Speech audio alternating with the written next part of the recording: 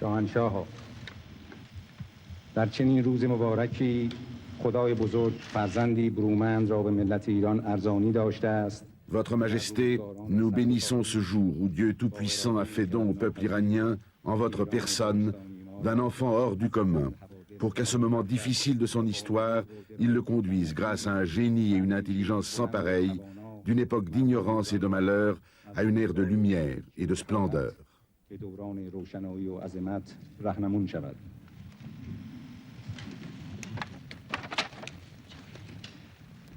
26 octobre 77, Mohamed Reza Pahlavi fête ses 58 ans. Il en a déjà passé plus de 36 au pouvoir. Au palais du Golestan, c'est la cérémonie traditionnelle du salam.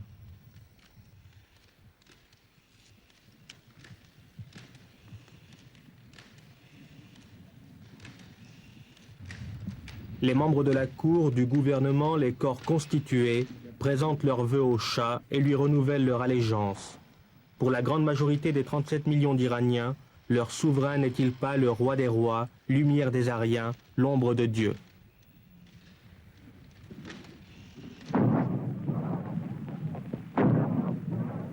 En 71 à Persépolis, pour le 2500e anniversaire de l'empire fondé par Cyrus, le Shah manifestait face au monde entier que la renaissance de l'Iran était en cours sous sa direction.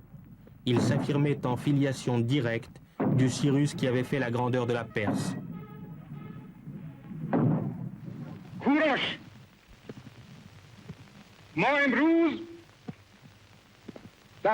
Cyrus, aujourd'hui nous sommes réunis autour de ta dernière demeure pour te dire « Repose en paix, car nous veillons ».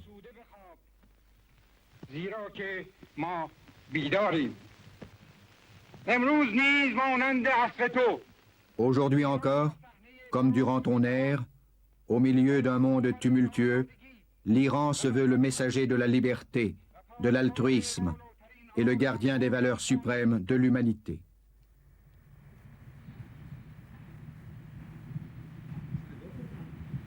Le palais de Niavaran à Téhéran, 9 h du matin. Une journée de travail normale, ça commence par les lectures que je dois faire avant de venir à mon bureau. Ce sont des rapports intérieurs, extérieurs, un peu de la presse internationale. Et dans mon bureau, je reçois les dignitaires du pays et quelquefois des personnalités qui viennent de l'étranger.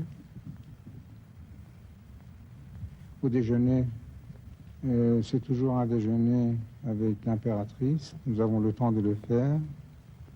L'après-midi, quelquefois je vais visiter certains endroits ou bien des programmes comme le matin.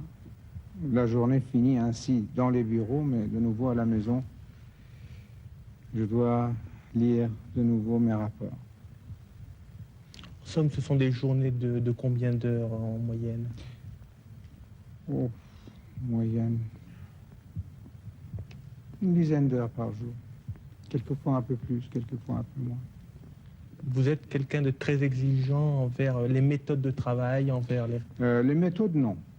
Mais les résultats, je crois que nous n'avons pas beaucoup de temps à perdre, mais qu'il nous reste seulement un certain nombre d'années pour atteindre les buts nationaux que nous nous sommes fixés.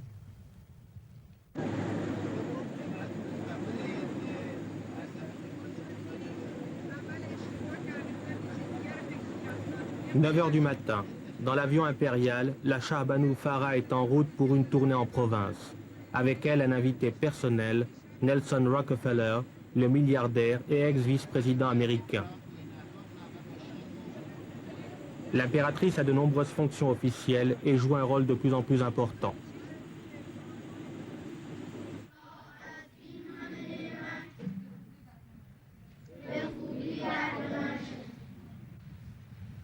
9 h du matin. Dans l'enceinte du palais de Niavaran, le prince héritier commence par la prière traditionnelle la journée d'études dans le lycée impérial créé auparavant pour le Shah lui-même.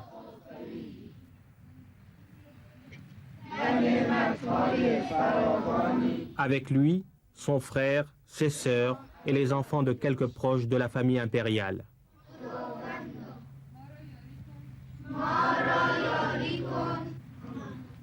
On dit que vous avez plus de pouvoir dans votre pays que par exemple le président Carter aux États-Unis ou M. Brejnev en Union soviétique.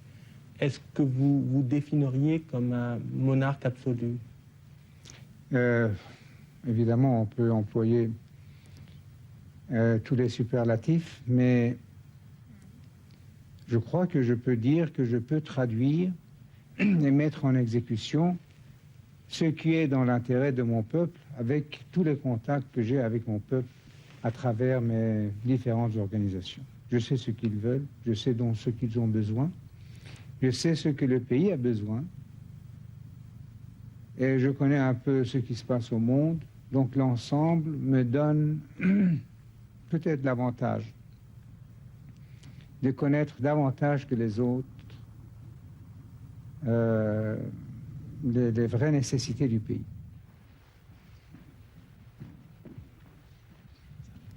Audience avec le Shah pour le Premier ministre Jamshid Amouzegar.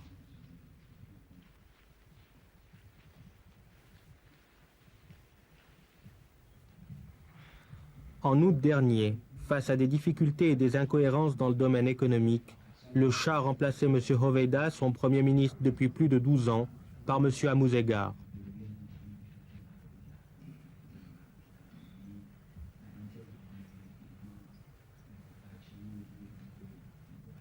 En fait, le Premier ministre a surtout pour fonction de traduire dans la réalité quotidienne les orientations et la politique que le Shah est seul à déterminer.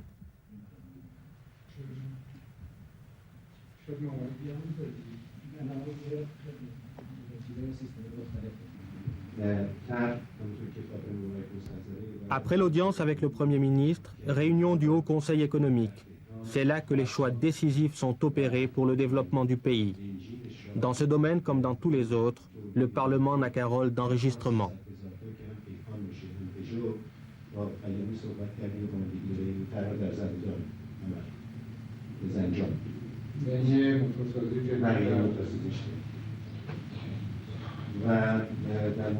C'est ainsi qu'avec le pragmatisme qui est sa règle, le Shah a décidé de réorienter toute la politique économique du pays. Il a remplacé les plans quinquennaux qui rythmaient le développement iranien par une planification plus souple, permettant de tenir compte des difficultés apparues ici ou là. Il y a 2-3 ans, au moment du boom pétrolier, vous affichez très fort l'espoir que l'Iran serait un des 5 ou 6 grands de ce monde à la fin de ce siècle. Maintenant que vous avez certaines difficultés financières, est-ce que vous pensez que cela met en péril votre projet? Difficultés financières, non. Sauf l'inflation constante que nous subissons de la part des pays de l'Ouest. C'est le manque d'hommes. Mais ce manque d'hommes, c'est, je crois, momentané, puisque actuellement 50% de notre population est au-dessous de 15 ans. Donc aujourd'hui, ce sont des bouches qui mangent et peu de bras qui travaillent. Mais dans déjà 3 ans, on va commencer à sentir notre marché être envahi par ces centaines de milliers de nouvelles gens qui demanderont du travail. Et je crois bien que nous allons quand même atteindre notre but, être parmi les 5 plus grands non atomiques. Non atomiques, parce qu'il n'y a pas de comparaison à faire avec les puissances atomiques. Et d'ailleurs, n'est-ce pas, notre population d'ici 20-25 ans sera d'environ 65 millions d'habitants. J'aimerais naturellement me comparer avec des populations similaires, mais des pays avancés. Naturellement, il y a d'autres pays qui auront des centaines de millions d'habitants, mais qui ne pourront pas faire la même chose.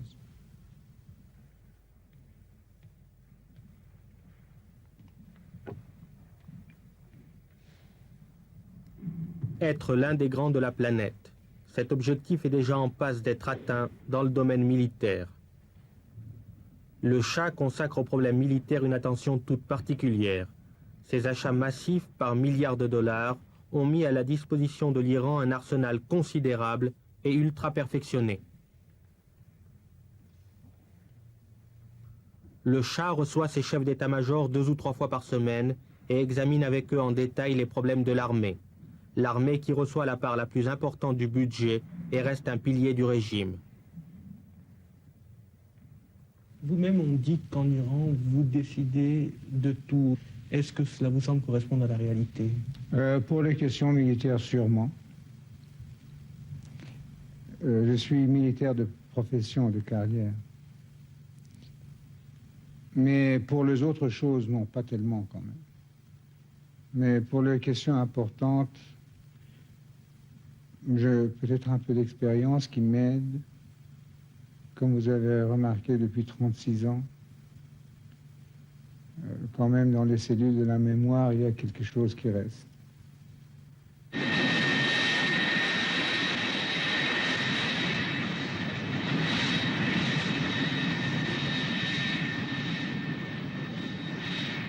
Depuis quelque temps, c'est de plus en plus l'impératrice qui assure le rôle de représentation de la monarchie à l'intérieur du pays.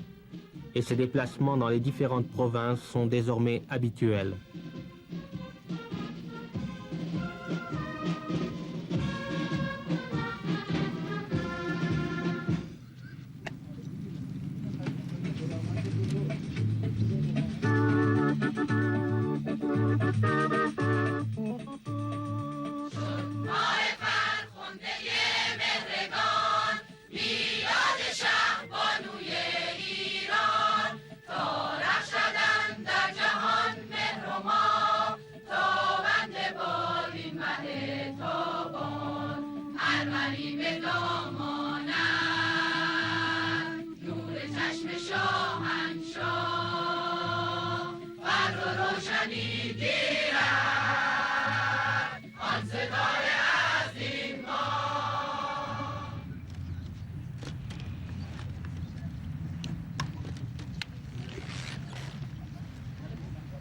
En fait, grâce à son image au sein de l'opinion iranienne, l'impératrice est devenue l'élément privilégié des relations publiques de la monarchie dans le pays.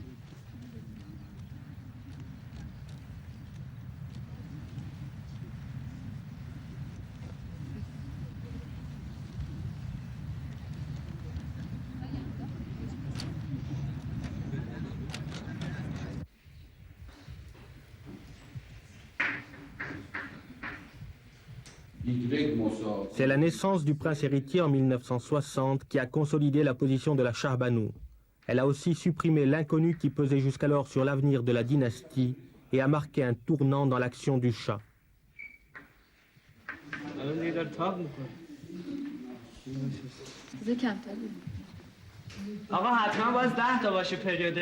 Le prince est formé en Iran seulement, contrairement à son père. Marqué par la rigidité de l'éducation qu'il avait reçue, le Shah a voulu que celle de ses enfants soit la plus libre possible. Dans quelques mois cependant, le prince entrera dans une école d'officiers ayant atteint l'âge requis.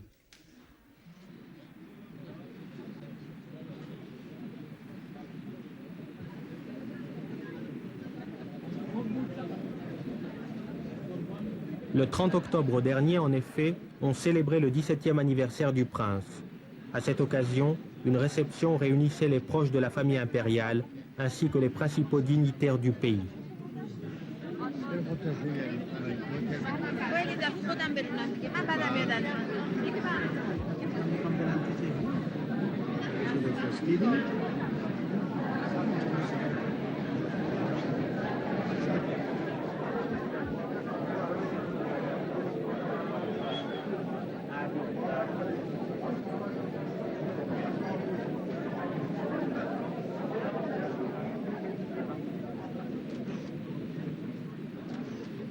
En fait, il y avait là toute l'élite de la classe dirigeante iranienne, traditionnellement si turbulente, et que le Shah a réussi à maîtriser pour la mettre au service de ses objectifs et de sa politique.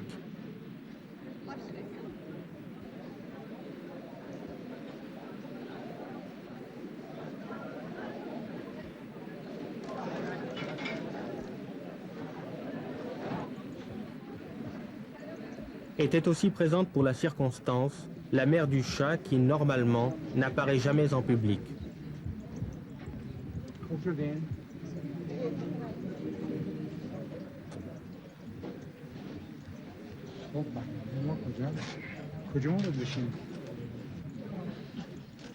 Ce soir-là étaient réunies les 3 générations de la dynastie des Pahlavis.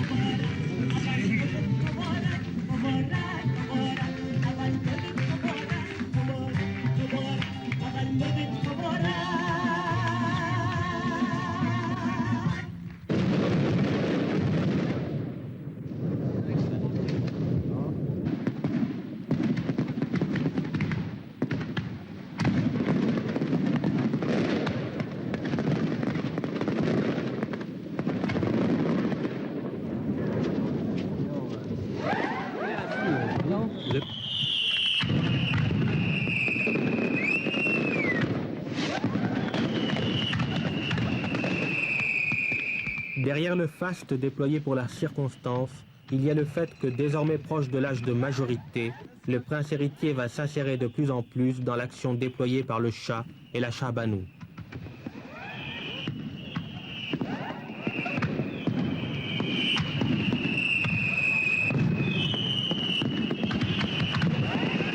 Et cela en attendant l'heure d'assumer à son tour un pouvoir que le Shah considère comme incrusté dans la tradition millénaire de l'Iran.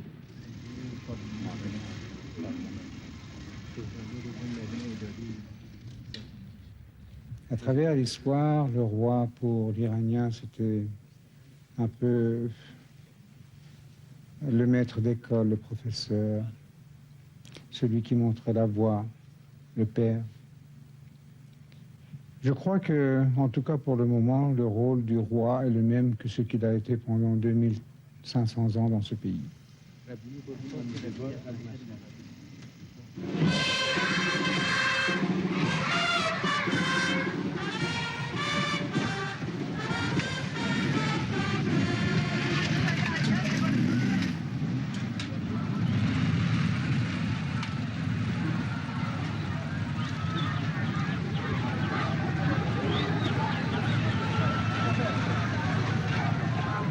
Si le Shah considère son rôle comme inchangé par rapport à celui de ses prédécesseurs, jamais en revanche une Shah Banu n'aura eu autant de pouvoir et d'influence que l'impératrice Farah. Depuis son mariage avec le Shah il y a 19 ans, son ascendant n'a cessé de grandir.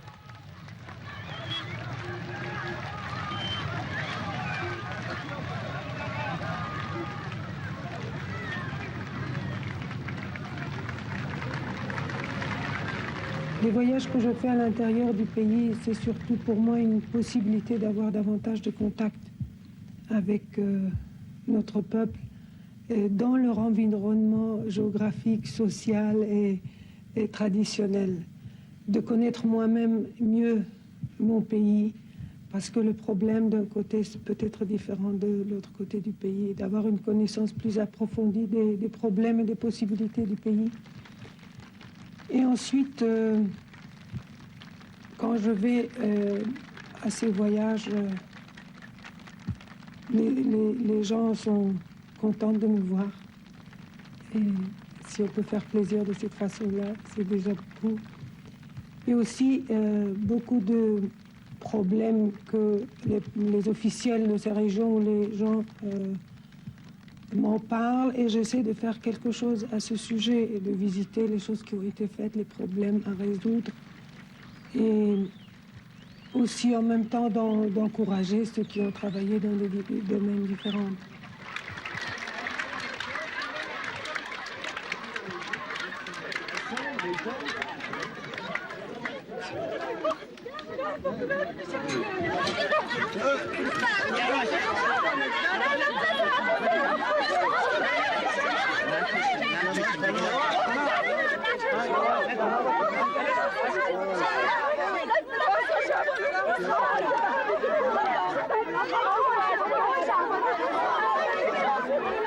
Pour certains, le simple fait d'approcher la Shahbanou, de la toucher, est une sorte de petit miracle, tant l'aura qui entoure encore la personne des souverains reste puissante pour toute une partie de la population.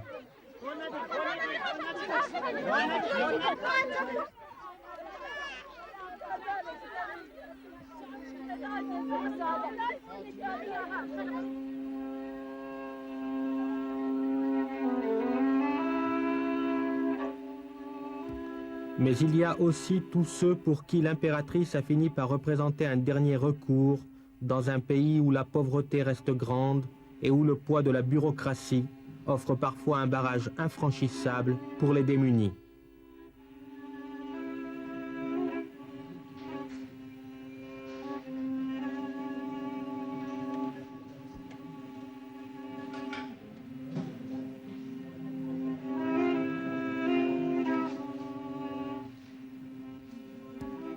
Des centaines de couples comme celui-ci affluent chaque mois pour exposer des problèmes de toutes sortes au bureau spécial créé par la Shahbanou. On vient avec l'espoir qu'ici au moins quelque chose sera tenté, que le mur de la bureaucratie pourra être contourné.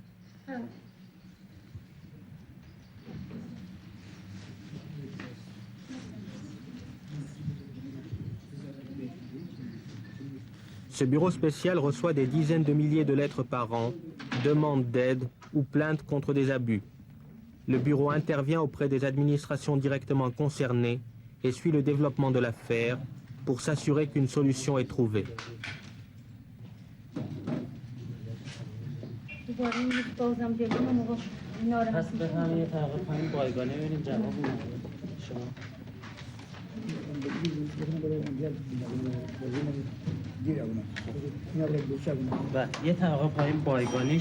Pour une partie de la population dont la pauvreté reste grande, pour ceux qui demeurent sans défense contre le pouvoir de l'administration, ce bureau spécial est certes d'une utilité certaine.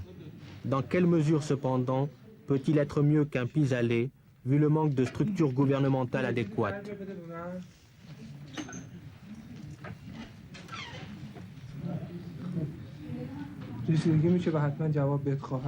Plusieurs conseillers et sociologues sont là pour discuter avec les gens de leur cas.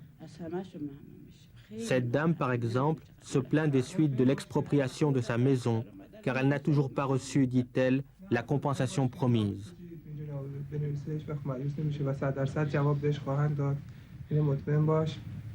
الان زیبستونه بچه‌ها میرن مدرسه بریدن میره کجا بریم ناراحت نباشید مادر روز دوشنبه شما بیا صحبت بکن جواب بهت خواهد روز دوشنبه چشمی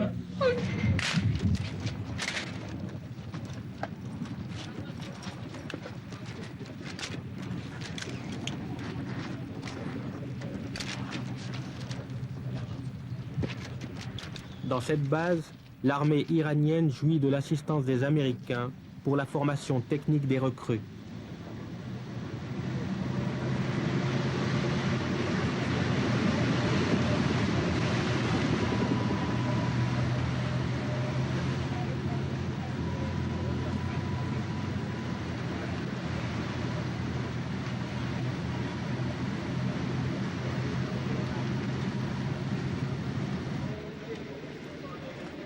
S'il arrive à la Shah Banu de visiter une base militaire, c'est moins pour passer en revue les équipements et le matériel ultramoderne que pour s'intéresser à l'effort de formation technique fait pour les recrues et rendu indispensable par la sophistication à outrance de l'armée iranienne.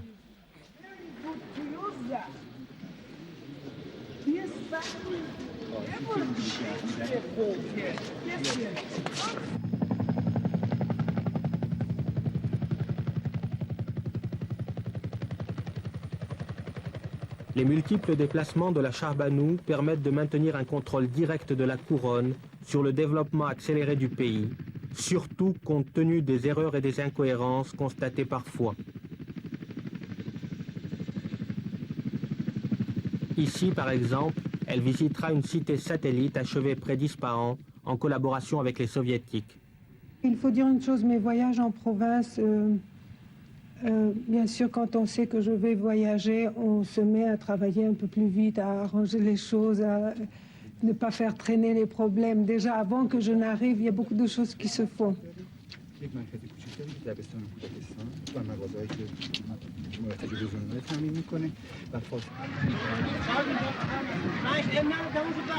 Les gardes du corps, armes automatiques dissimulées dans leurs serviettes, sont sur les dents. Les contraintes de la sécurité et du protocole rendent plus difficile le contact direct que la Shah Banu dit rechercher au cours de tels déplacements. Avec l'aide du gouvernement, on peut résoudre certains de leurs problèmes. Mais c'est seulement un dynamisme et une activité qui se crée pendant quelque temps, qui est bien aussi bien psychologiquement pour les gens que matériellement pour la région. Et c'est une occasion aussi pour moi de voir les choses vraiment sur place et de mes propres yeux autant que je puisse les voir. Et c'est une occasion aussi pour moi de faire un rapport de vive voix au roi, à mon mari, sur ce que j'ai vu, sur mes sentiments, sur les possibilités, sur ce que j'ai ressenti.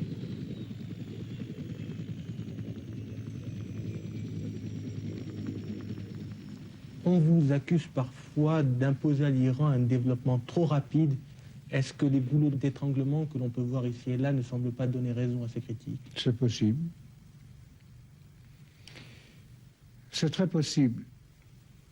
Mais je crois qu'il vaut mieux quand même d'avoir des goulots d'étranglement et quelquefois des surprises de ce genre que le contraire. Que d'être paresseux et d'avoir une carence dans les choses. Mais c'est certain. Mais c'est curieux que dans la plupart des cas, nous avons toujours eu l'excuse que nous avons été laissés tomber par nos amis occidentaux, par la technique occidentale. Your Imperial Majesty, on behalf of the head of the... D'ores et déjà, cependant, le Shah a fait de l'Iran un pays avec lequel il faut compter. À son anniversaire, les représentants de près de 80 nations étaient là pour lui présenter leurs vœux. Congratulations to extend to Imperial Majesty God's blessings, good health, and many happy returns of your birthday. The President of the Federal Republic of Germany, my government and its ambassador, extends their best wishes to Your Imperial Majesty. At the same time, they would like to thank you, the government of Iran, for the assistance rendered in understanding and fighting terror. I wish you prosperity to Iran. That's in Nigeria. And the new 5-year plan a great success.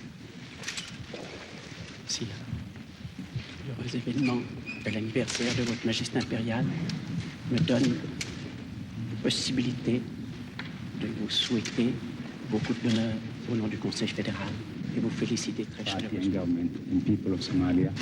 And for the prosperity. Happiness and progress of Iranian people. Your Imperial Majesty, on behalf of the Secretary General of the United Nations. Excellence d'exprimer une assurance de la part de mon gouvernement du peuple du Danemark. Please, Your Imperial Majesty, accept the best congratulations for the happiest day of the people of Iran. Aujourd'hui, l'influence de l'Iran déborde déjà au-delà de la zone clé du Golfe Persique. Elle se fait sentir de plus en plus aussi bien dans le sous-continent indien qu'au Moyen-Orient.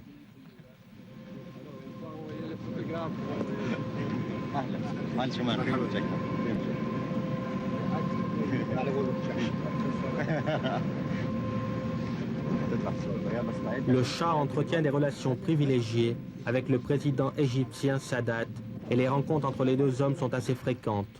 Le président Sadat arrivait directement de Roumanie où il s'était enquis de la possibilité d'ouvrir le dialogue avec les Israéliens.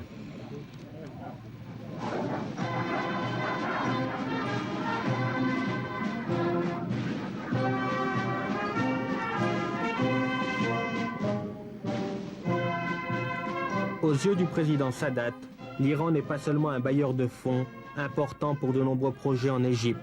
Il sait aussi que le soutien du Shah peut s'avérer utile dans tout processus de paix au Moyen-Orient.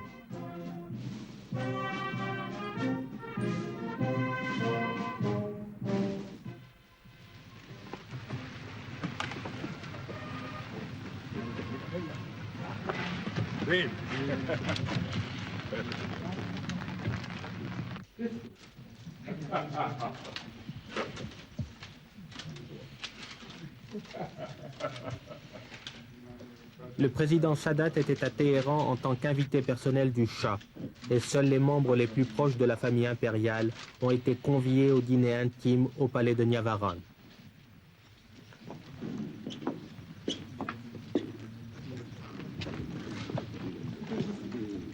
It's raining again? Raining, very good omen. We had to cancel on my birthday the sport festivities. Mm-hmm. So on the 9th of Aban, we said that's his birthday. Yeah. To have the festivities on his day. Again, we had to cancel it today because of the rain.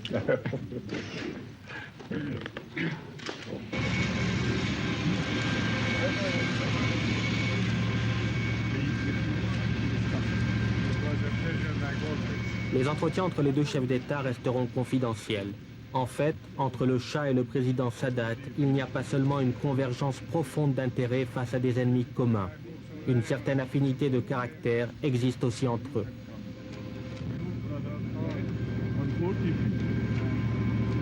So my best wishes, may God be with you, all for success and good health.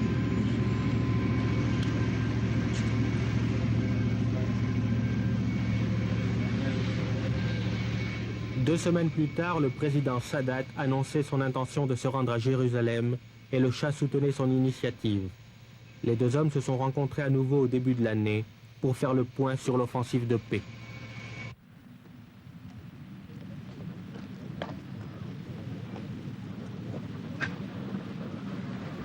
Pour les États-Unis, l'Iran est désormais un partenaire de premier plan. À la fin de l'année, M. Blumenthal, le secrétaire américain au Trésor, arrivait à Téhéran pour convaincre le Shah de geler le prix du pétrole. Depuis longtemps, le Shah s'est fait l'avocat d'un pétrole au prix fort, par besoin de ressources et par souci de l'avenir. Et ses vues ont été souvent opposées à celles de Washington. By problems, I don't think of the meaning of being the problem, just the questions that should be discussed between our two countries. But we could not avoid to evoke other problems, the world problems. Yes. Yes, I hope that we can, and we've begun this morning and had a very good exchange of views, not just on bilateral issues, but really putting them into a world context. And that'll take all the time we have available. Lorsque le pétrole sera fini, vous serez mort. Et comment allez-vous être encouragé pour trouver d'autres sources d'énergie? C'est que le prix soit compétitif avec le prix du pétrole. Et c'est la politique que vous entendez maintenir? C'est la politique que nous espérons, vous allez le comprendre, sinon c'est votre perte. Nous ne sommes pas capables de trouver ces nouvelles sources d'énergie. Nous n'avons ni les possibilités, ni les laboratoires, ni la technologie. Mais vous, l'Occident, vous l'êtes. Et si vous ne le faites pas, nous sommes alors tous perdus. En somme, vous entendez forcer l'Occident à se sauver malgré lui? Si on peut le dire, si on peut oser le dire, c'est un peu vrai, oui. Vous avez dit plusieurs fois sous une forme ou sous une autre que vous n'entendiez pas commettre les mêmes erreurs que l'Europe occidentale. À vos yeux, quelles sont ces erreurs?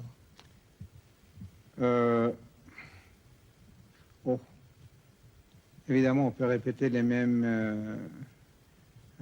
phrases, la société permissive, le manque de discipline, la carence, le peu de travail, mais continuer le néocolonialisme sous une nouvelle forme.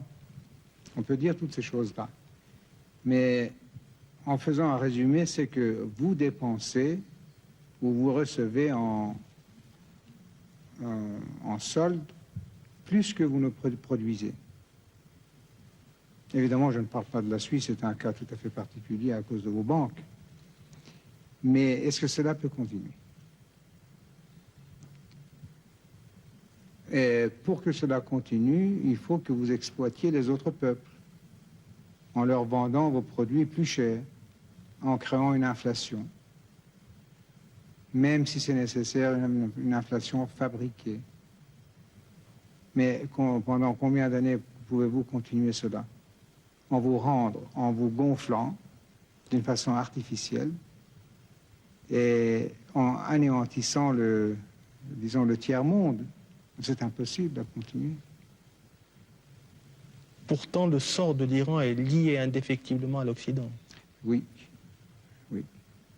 C'est au fond, en tant que membre de la même société, du même monde, que je prononce ces paroles, non avec plaisir. Et pour vous, tout affaiblissement de l'Occident mettrait en danger ce que vous construisez ici? Malheureusement, c'est le cas. Et aussi, l'affaiblissement de mon pays aura une telle répercussion sur cette région du monde qui vous fournit l'énergie que vous aussi, votre avenir dépend de la main lourde. Pour nous, c'était une question de trahison. Quelquefois, peut-être excès de zèle, naturellement. Ça se passe partout. Alors, oui, je devrais presque admettre que peut-être qu'il y a eu la main lourde. Mais évidemment, on souhaiterait qu'il n'y ait même pas un seul exemple de main lourde. Devant les intérêts de l'État, que peut-on faire? Ne pas stopper ceux qui voudraient peut-être arrêter la marche du pays? Je ne crois pas qu'avec le sentiment de la moindre responsabilité, on pourrait se permettre une chose pareille.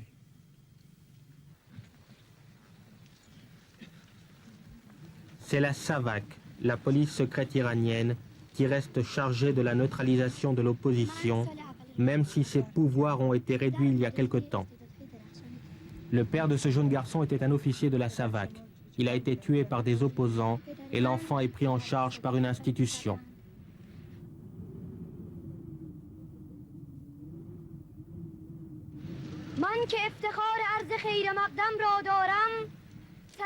Ceux qui sont éduqués à l'école des fidèles du Shah et de la patrie ne craignent pas de sacrifier leur sang et leurs biens pour la gloire de l'Iran. Ils ne pensent qu'à l'indépendance, la liberté et la sécurité de leur pays, car ils ont compris les valeurs sacrées du Shah.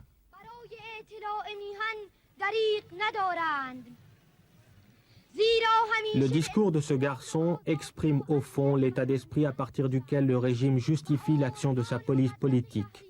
Une police politique dont on explique les méthodes par la lutte à mener contre ceux que l'on présente comme une poignée de terroristes.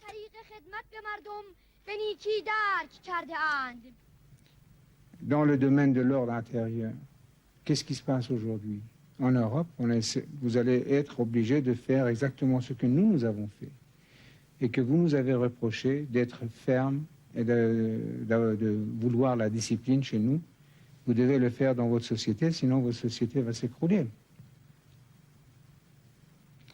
Et nous savons ce que ça veut dire le terrorisme. Nous savons ce que ça veut dire le terrorisme politique. Ça veut dire se servir de l'arme de la terreur pour des buts politiques.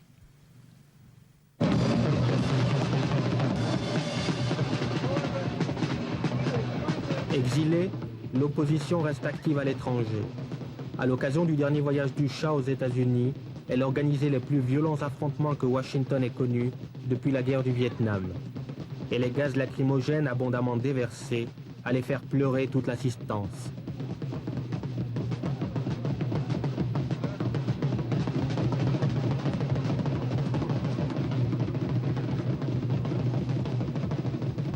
Mais ces manifestations qui ont donné le signal à un regain d'agitation en Iran même n'ont pas empêché le Shah et le président Carter de se mettre d'accord sur des problèmes clés comme le prix du pétrole ou la vente à l'Iran de nouvelles centrales nucléaires.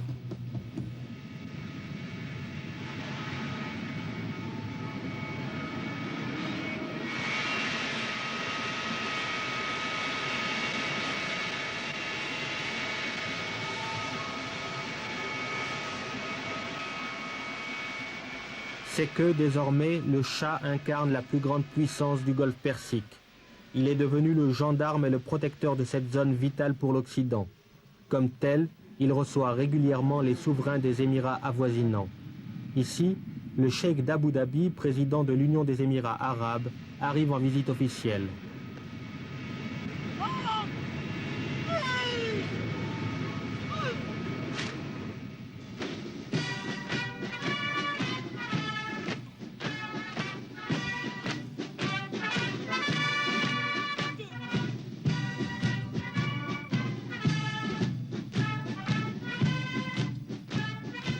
Le Shah a déjà envoyé son armée aider le sultan d'Oman à venir à bout d'une guérilla révolutionnaire.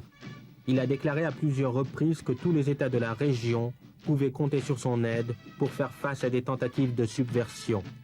Et la puissance de l'armée iranienne donne un poids particulier à son offre.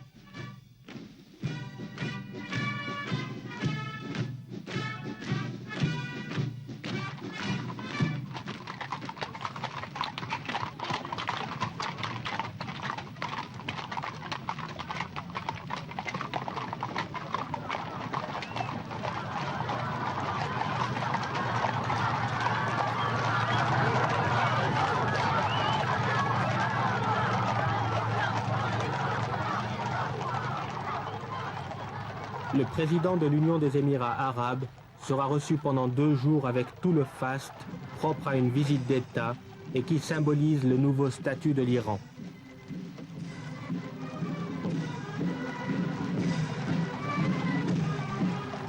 Cette puissance, cette sûreté de soi et de son rôle que l'Iran affirme aujourd'hui, n'ont-ils pas pour le Shah l'allure d'une revanche sur un passé d'épreuves et d'humiliation? C'est le père du Shah, Reza Khan, simple colonel à l'origine, qui en 1925 fonde la dynastie des Pahlavis dans un pays en proie au désordre. Mohammad Reza est fait prince héritier à 6 ans. Très tôt, naît en lui un profond mysticisme. Atteint de la fièvre typhoïde, je venais de passer plusieurs semaines entre la vie et la mort. Or, une nuit, je vis en rêve Ali, le gendre du prophète, s'accroupir auprès de mon lit. Une autre fois, je tombais de cheval, la tête en avant, dans les rochers, lorsque je vis et sentis Abbas, un de nos saints, me retenir et m'empêcher de m'écraser. Enfin, en me promenant un jour avec mon précepteur, je croisai un homme nimbé d'une auréole en qui je reconnus l'imam, celui qui, selon notre foi, doit un jour revenir pour sauver le monde. Adolescent, au retour de ses études en Suisse, le Shah verra son père lutter pour imposer son autorité aux différents groupes, tout en commençant à créer une infrastructure. Mais les convoitises de la Grande-Bretagne et de l'Union soviétique se font sentir. Pour avoir voulu s'opposer aux grands de l'époque, Reza Khan sera brisé. Les Russes et les Anglais envahissent l'Iran en 1941 en pleine guerre et forcent le souverain à abdiquer et à partir en exil où il mourra.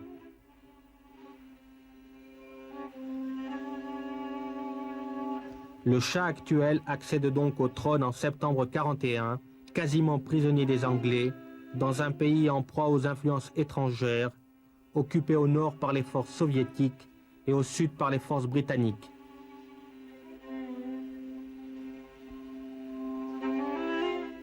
Quelques mois plus tard, la conférence de Téhéran illustre à quel point le jeune souverain est tenu pour quantité négligeable.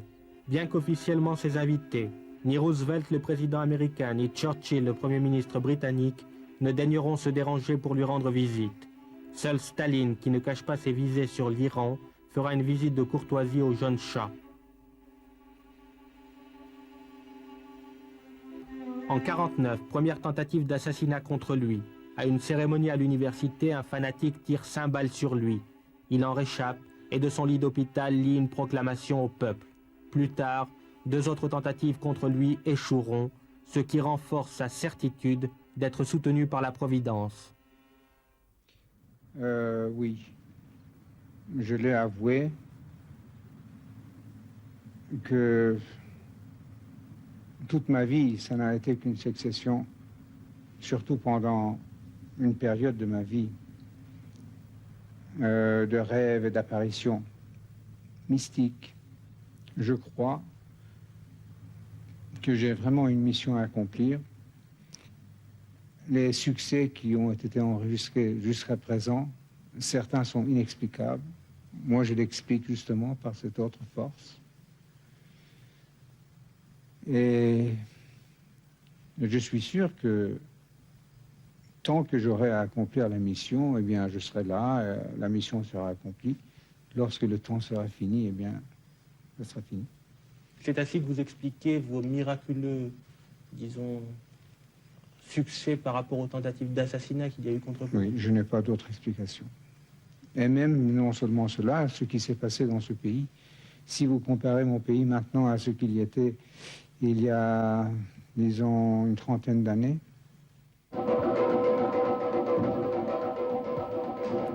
Au début des années 50, c'est en effet le temps des épreuves. Mossadegh, le premier ministre de l'époque, se dresse contre le Shah. Sa décision de nationaliser le pétrole a tari les ressources du pays. Le désordre monte dans la rue. Le pouvoir du Shah est remis en cause et ce dernier quitte le pays en février 1953. Mais quelques mois plus tard, un coup d'État, soutenu par les services secrets américains, chasse Mossadegh du pouvoir. Le Shah apprend la nouvelle à Rome où il est exilé depuis 6 mois. Immédiatement, sa décision est prise. Dans les heures qui suivent, il regagne Téhéran.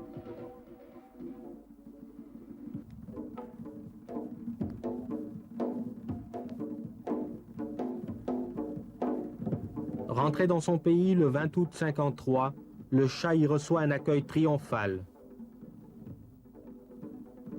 Pour lui, ce sera une sorte de seconde investiture, la consécration de sa légitimité de souverain par le peuple lui-même.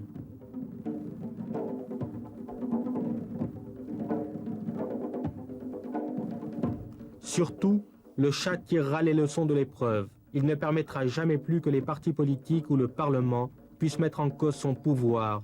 Il concentrera peu à peu toute l'autorité entre ses mains. Mossadegh est jugé et condamné, le Parti communiste iranien définitivement interdit. Le Shah sera désormais le seul maître du pays. À travers toutes les épreuves par lesquelles vous êtes passé, quelles sont au fond les leçons que vous tirez ?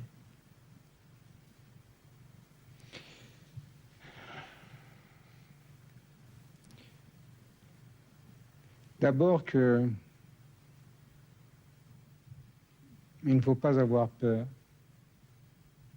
Ensuite et en même temps, il ne faut pas se griser. Il ne faut pas perdre la tête. Comme on dit, l'histoire se répète. Ce n'est qu'à cause de la bêtise des gens, des hommes, qu'elle se répète. Sinon, elle ne se répéterait pas. Parce qu'on apprendrait par l'histoire les fautes qui ont été commises et on ne les commettrait plus. Je crois que c'est très important de ne pas perdre la tête, ne pas devenir vaniteux, et essayer d'apprendre.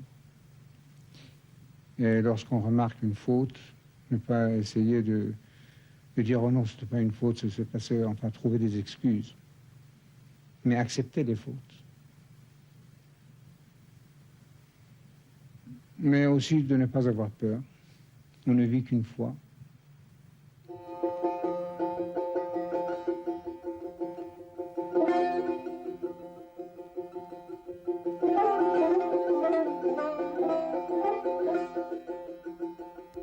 Dès le début des années 60, une fois la dynastie consolidée par la naissance du prince héritier, le Shah lance un programme de réforme.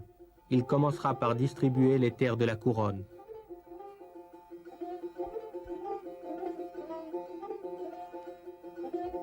En 63, le Shah débute la réforme agraire qui va se heurter à l'opposition des gros propriétaires d'une part, mais aussi à celle de la gauche qui trouve la réforme trop timorée.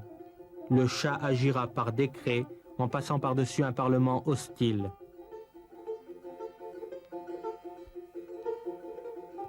C'est le début de la révolution blanche, la révolution du Shah et du peuple comme on l'appelle officiellement en Iran, qui sera la pierre angulaire, la grande pensée du règne. Les objectifs de cette révolution sont aujourd'hui au nombre de 19, dont l'alphabétisation des campagnes, l'émancipation de la femme ou la sécurité sociale.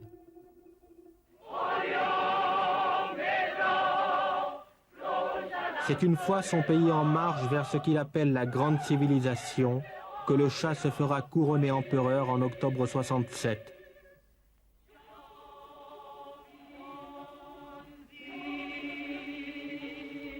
C'est lui-même qui se mettra la couronne sur la tête, symbolisant ainsi l'idée qu'il se fait de la légitimité de son pouvoir.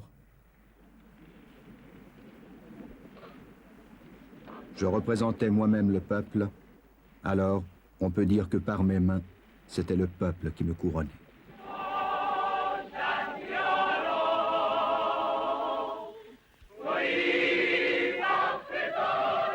Couronnée à son tour, l'impératrice Farah sera aussi nommée régente en cas de décès prématuré du Shah.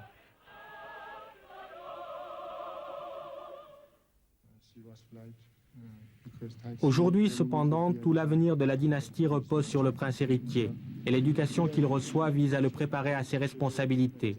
À 17 ans, il est déjà pilote d'hélicoptères et d'avions de combat. Vous voulez que le prince héritier ait une formation sportive militaire comme celle que vous avez eue vous-même? Je crois que dans notre cas, en tout cas, il n'y a pas d'autre choix. Surtout que même dans les familles royales de l'Europe, tous les princes héritiers suivent une carrière militaire.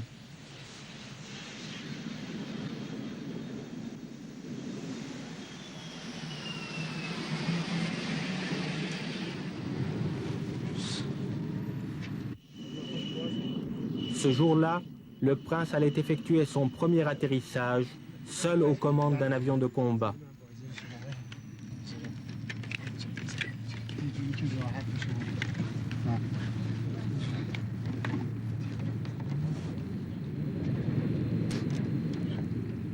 En se familiarisant avec les différentes armes, en devenant officier, le prince pourra mieux se faire respecter des militaires et leur imposer plus tard son autorité. Ainsi pourra-t-il être, comme le Shah actuellement, le patron de l'armée. Mais sur le plan strictement politique, l'éducation du prince ne commencera sans doute que dans 1 an ou 2.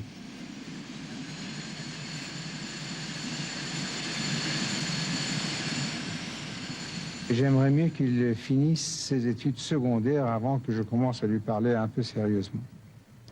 Et d'ailleurs, avec mon père, c'était la même chose. Lorsque j'étais un petit enfant, il me prenait peut-être dans ses voyages pour montrer le pays, mais ce n'était pas des conversations sérieuses. Lorsque j'ai fini mes études secondaires, en revenant de Suisse, alors je commençais à le voir plusieurs heures par jour. Et comme cela, au cours de la conversation, on arrivait à certains faits historiques. Et je crois que je vais faire la même chose. Laisser d'abord qu'il se forme d'une façon la plus normale possible, et ensuite essayer de l'initier.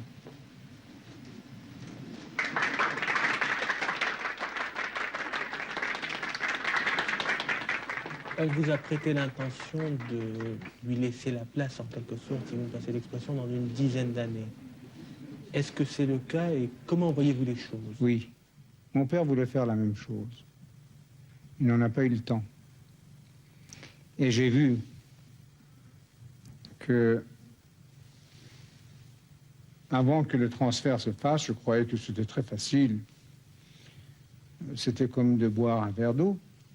Ensuite, lorsque tout d'un coup, désemparé, mon père partit avec tout ce fardeau, je me suis trouvé devant une tâche plutôt difficile. Oui, j'avais pensé de faire cela, 10 ans, 12 ans, je ne sais pas.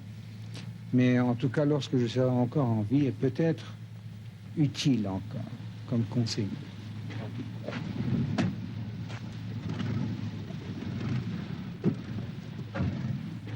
quand vous serez parvenu au terme de votre mission et que votre fils, le prince héritier, aura accédé au trône, est-ce qu'à ce moment-là, vous envisagez que, par exemple, la monarchie devienne, par la force des choses, une forme de monarchie constitutionnelle à l'anglaise?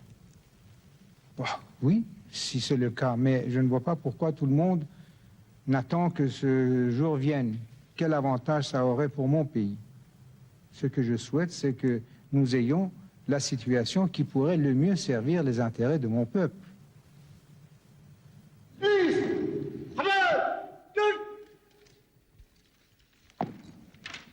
شاهنشاه ها کشور شاهنشاهی ایران